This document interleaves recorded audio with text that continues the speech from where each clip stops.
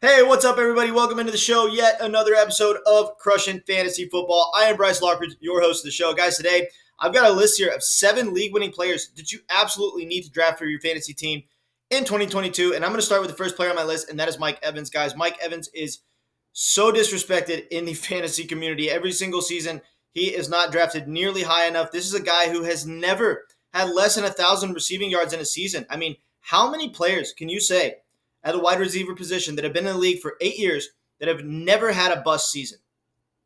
It's few or almost none. I mean, Mike Evans has had 1,000 receiving yards or more every single year that he's been in the league. He's been in the league for 8 years, so we have a massive sample size. This is with having very questionable quarterback play for a lot of his career. I mean, he's had Ryan Fitzpatrick and Jameis Winston for a lot of his fantasy career, and with that being the case, and now that he has a better quarterback in Tom Brady, you got to figure that the numbers and the upside is even higher for Mike Evans, and we've seen it over the past 2 seasons. He's had his 2 best seasons as far as overall touchdown totals over the past 2 years, as long as Tom Brady has been his quarterback.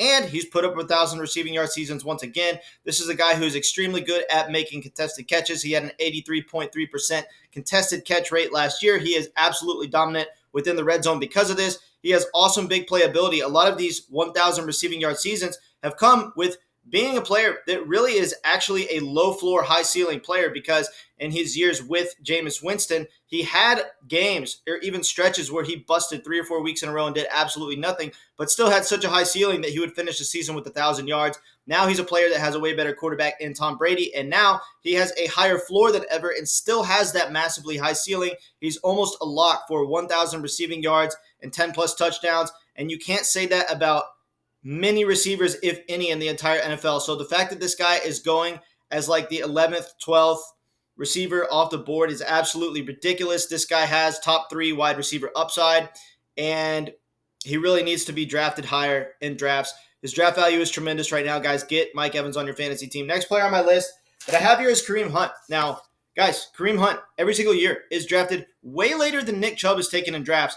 And by week 4 of the season, he already starts to get ranked ahead of Nick Chubb in PPR rankings because people realize that for PPR formats, he is the more valuable player. He comes in and steals all of Nick Chubb's goal line work. He gets all the passes out of the backfield. He has incredible big playability. So does Nick Chubb. But the fact of the matter is, he steals a lot of Nick Chubb's touchdowns, a whole lot of them. And with that being the case, considering the fact that he goes 40 to 50 spots later in the draft, he's easily the better value than Nick Chubb every single season by a long shot. And so based on his value and the upside that he could provide you, you need to draft Kareem Hunt this year. Next player on my list is going to be Russell Wilson. Now, I don't usually include quarterbacks in my list of league-winning players because quarterbacks typically aren't the biggest difference-making player in fantasy football. And it's just a little bit different here, guys. Russell Wilson has serious upside as the Broncos quarterback. I mean, he is loaded with more offensive weapons than he ever has in his entire career. And it's Russell Wilson, guys. This is a guy who, given 1 or 2 really good receiving options, can produce MVP-like numbers. We've seen it in the past. This dude has finished as the quarterback 1 before, so we know that the possibility is there. And he now has more offensive weapons than he's ever had in Cortland Sutton, Jerry Jeudy, Tim Patrick. I mean, my gosh, this offense is so loaded. The fact that this guy is coming as the 10th quarterback off the board provides him tremendous draft value. He has the upside to finish as the quarterback 1 in fantasy, and he's being taken as the 10th quarterback off the board. The Russell Wilson draft value is absolutely incredible, and you need to get your hands on this guy. Next player on my list is going to be Travis Etienne. Now, guys, Travis Etienne, we haven't seen him play an actual NFL game yet, but he wowed us at the Combine. We know that his athletic intangibles are second to none. This dude has serious upside as an NFL running back, and he's being taken as the 25th running back off the board. This is crazy. Look, Jacksonville last year provided very good fantasy numbers for their running backs. James Robinson was a very serviceable fantasy running back for the majority of the season, and that's with Jacksonville being the worst team in the league, constantly playing from behind. Now they have an improved defense. The offense should be better. They've gone through the necessary coaching changes. They need to be a better offense, and so you got to figure that the upside for Travis Etienne is significantly higher than the upside was for James Robinson last year, and James Robinson was a pretty good fantasy running back. So with that being the case, Travis Etienne has very good upside, and he very well might be the best value of any player at any point in the draft. And you need to get your hands on this guy because he is a massive league-winning player.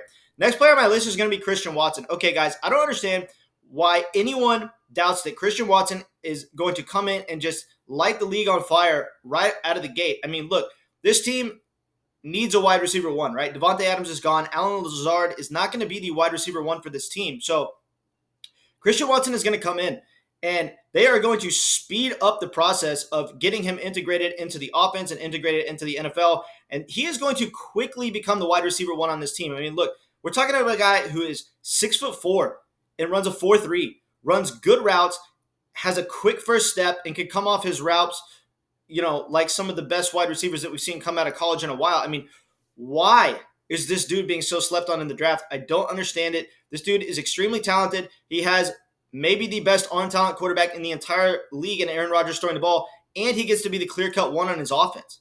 I mean, all of the boxes are checked for this dude to be a super elite fantasy option this year, and we've kind of seen this trend, right? I mean, Jamar Chase comes in and lights the league on fire right out of the gate. Justin Jefferson comes in and lights the league on fire right out of the gate. I'm not necessarily comparing Christian Watson to these players, but look, Jamar Chase had target competition in his first year and still dominated. Justin Jefferson has overall opportunity share competition in a run-heavy running back in Dalvin Cook, a volume hog in Adam Thielen, and Justin Jefferson was able to light the league on fire. So with all the target and opportunity share competition that those wide receivers had, and the fact that they were able to come in and just tear it up right off the bat, Christian Watson has way less opportunity share competition than either of those receivers had. So he could light the league on fire right out of the gate, and I expect him to do just that. Next player on my list is going to be Alexander Mattison. All right, guys, this is a player who is the ultimate elite handcuff. I mean, we know that Dalvin Cook is going to miss at least 5 games this year. It happens every single season. Whenever that happens, Alexander Mattison comes in and just absolutely dominates for fantasy football. He is instantly a top 5 running back in the NFL when Dalvin Cook gets hurt. So you're drafting a player with like a 13th or 14th round pick when everybody else is drafting a defense and a kicker that could come in and be a running back 1. So why would you not take this dude in as many leagues as possible? I just don't understand it. His value is through the roof, and he is one of the ultimate home run hitter draft picks later in the draft. So draft Alexander Mattison for your fantasy team. Next player on my list is going to be Micheal Thomas. Okay, we've seen this guy be the wide receiver 1 in fantasy before. He has been hurt a lot over the past 2 to 3 seasons. I mean, we haven't seen this dude play in quite some time, so he's off a lot of people's radars. But look, with Jameis Winston, a gunslinging type of quarterback throwing the ball, I think that Micheal Thomas has very good upside. Like, he literally has the actual possibility to come out and be the wide receiver 1 in fantasy. Yes, that's an outside shot, but we've seen it before. Not comparing Jameis Winston to Drew Brees, but Micheal Thomas will have very good upside with Jameis Winston as his quarterback. And I don't think that he's as much of a risk as a lot of people think, because he's going to get targeted heavily, and he's going to be on an offense that actually has some other wide receiving weapons. So I think that the overall efficiency of this offense is going to be decent. They do have Alvin Kamara in the backfield. Micheal Thomas has some pretty good touchdown upside because of this. So I like Micheal Thomas this year. I think that he has a tremendous draft value, and he's going to be a huge league-winning player for the 2022 season. All right, guys, appreciate you tuning into the video. I will catch you later.